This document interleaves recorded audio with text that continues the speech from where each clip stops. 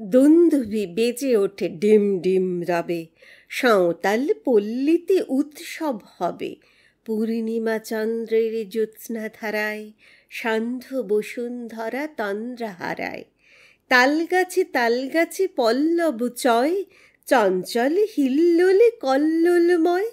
আম্রের মঞ্জরি গন্ধ বিলায়, চম্পার সৌরভ শূন্যে মিলায়। দান করে কুসুমিত কিংসুক বন, সাঁওতাল কন্যার কর্ণভূষণ।